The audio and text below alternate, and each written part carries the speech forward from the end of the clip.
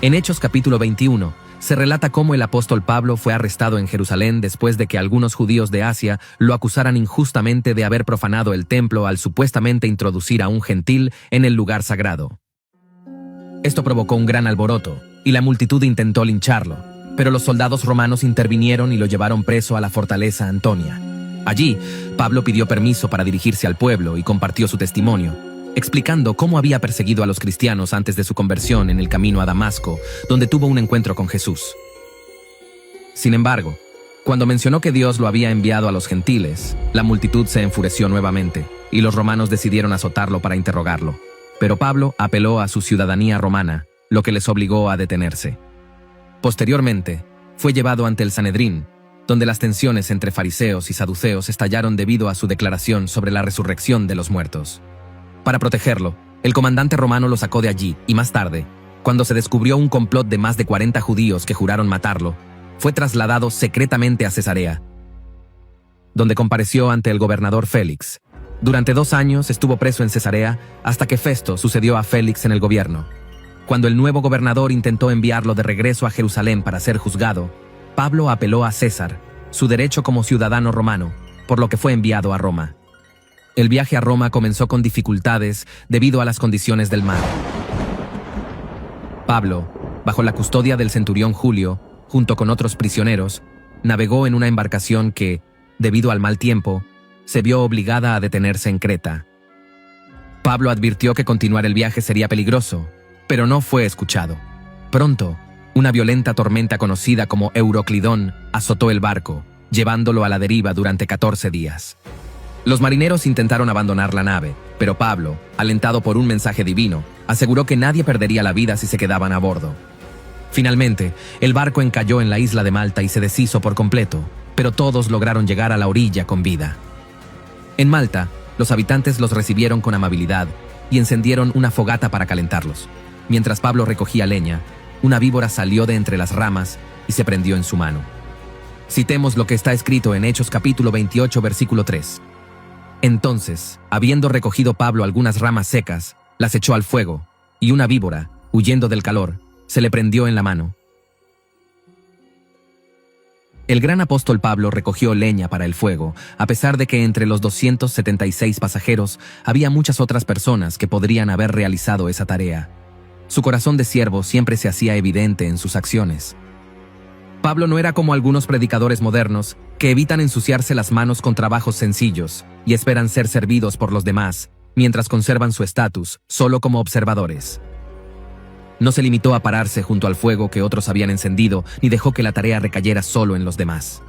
En cambio, trabajó junto a los marineros y los habitantes de la isla, participando activamente en una labor que, aunque poco atractiva, era necesaria. Pablo era fiel a Dios y vivía como un verdadero siervo, pero eso no lo alejaba de esta prueba. Su servicio humilde trajo una víbora, y la víbora no solo mordió a Pablo, se amarró en su mano. Pablo no dejó que eso lo molestara. Él no gritó, ¿por qué Dios?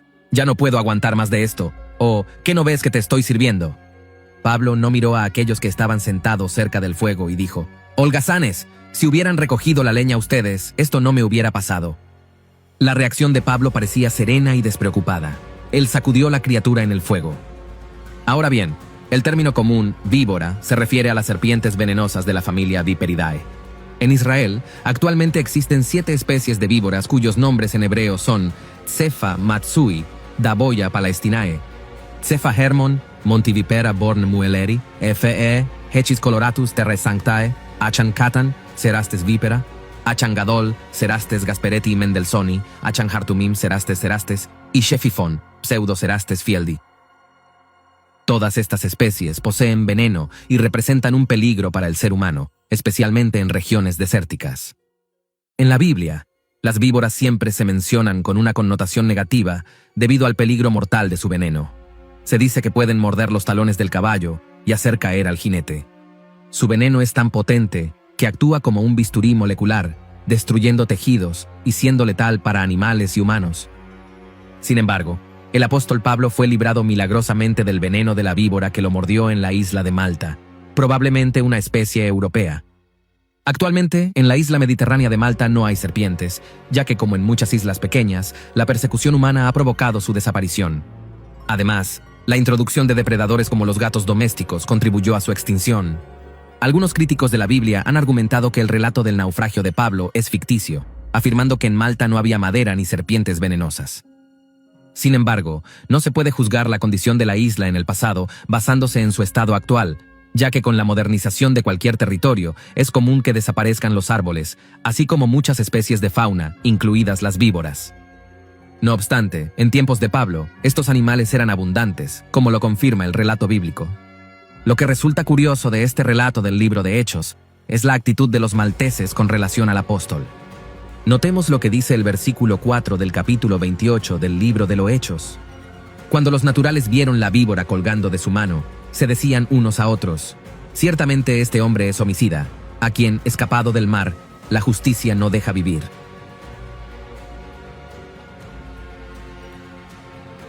Los habitantes de la isla estaban convencidos de que la justicia finalmente había alcanzado a Pablo. En este caso, la justicia hacía referencia a la diosa griega Dike. Como sabían que Pablo era un prisionero, interpretaron su situación a través de su visión supersticiosa. Según sus creencias paganas, asumieron que debía ser un homicida o un gran pecador, y que la diosa de la justicia no le permitiría escapar sin recibir su castigo, ya que parecía estar rodeado de desgracias. Primero, había sido arrestado y enviado a Roma como prisionero. Luego, sobrevivió a una feroz tormenta en el mar que casi destruyó la nave y acabó con toda la tripulación.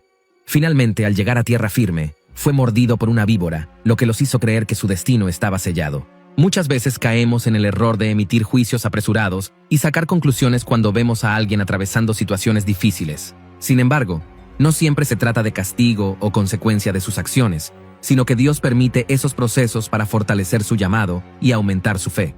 Por otro lado, resulta interesante notar que durante el ataque de la víbora a Pablo, nadie parece haber intentado ayudarlo. Debes comprender que muchas personas a tu alrededor, cuando te ven pasando por momentos difíciles, en lugar de extenderte la mano para socorrerte, usarán sus palabras para juzgarte y señalarte. Por eso, no pongas tu confianza en ellos. Aunque los hombres no te ayuden, recuerda que aquel que está contigo como poderoso gigante es el Santo de Israel. Él tiene la autoridad para anular todo veneno que el enemigo quiera inyectar en tu vida, y el fuego del Espíritu Santo consumirá todo lo que no proviene de él ni forma parte de sus planes. El veneno de la serpiente no podrá detener tu propósito, porque el antídoto para tu llamado está en la sangre de Jesucristo. Dios no nos ha prometido una vida libre de dificultades, pero sí nos ha asegurado que en cada prueba nos dará la victoria.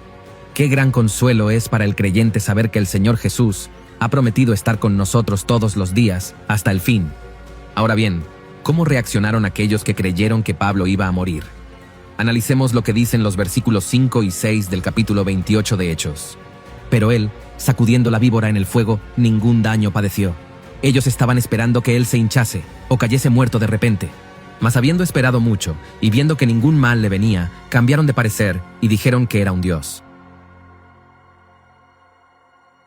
Creemos que esta fue la manera en que se cumplió la promesa que tenemos en el Evangelio, según San Marcos capítulo 16, versículo 18.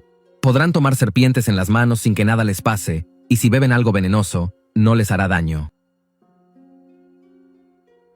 La víbora venenosa mordió a Pablo, pero él no sufrió ningún efecto del veneno, pues Dios lo había protegido. ¡Qué sorpresa para los habitantes de la isla! Ellos estaban familiarizados con este tipo de serpiente y sabían muy bien lo que debía suceder.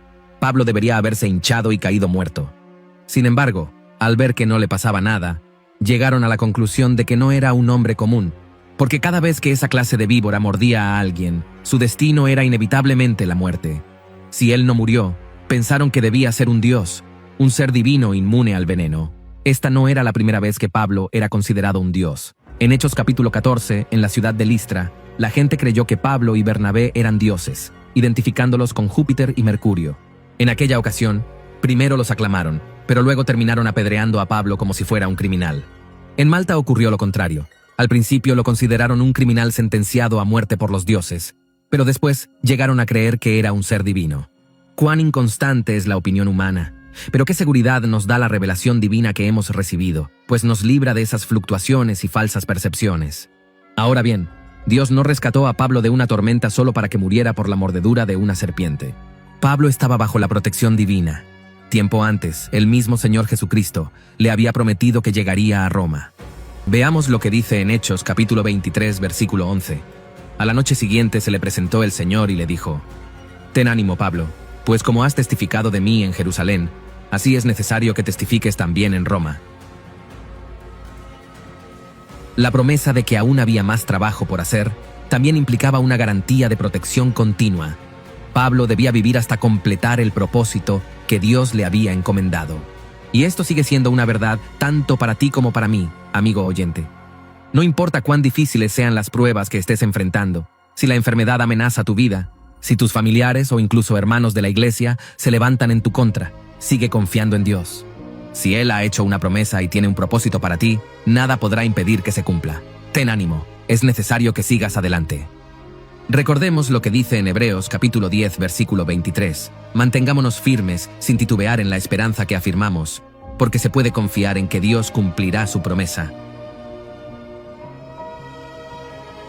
La razón por la que podemos mantenernos firmes es porque fiel es el que prometió. Es mucho mejor confiar en su fidelidad que en la nuestra. Estimado oyente, sacúdete de toda opresión que el enemigo intenta colocar sobre tus hombros, porque, así como sucedió con Pablo, muchos estarán esperando que esta prueba te derrote, pero no será así, porque Dios está contigo y saldrás victorioso. Ellos no comprenden la manera en que Dios obra, ni entienden que Él permite ciertos procesos en tu vida para fortalecerte. Pero cuando llegue tu victoria, podrás testificar al mundo que Jesucristo te ha recompensado y que muy pronto todo ojo lo verá. Mantén encendido el fuego del altar en tu corazón, porque nada podrá impedir lo que Dios ha determinado hacer en tu vida. Amén. Y así llegamos al final de este video. Esperamos sinceramente que la información compartida haya sido útil y enriquecedora para ustedes, y que haya aportado algo valioso a su comprensión o interés sobre el tema tratado. Agradecemos mucho su tiempo y atención, y nos encantaría que nos acompañaran en el próximo video. Nos vemos pronto. Dios te bendiga.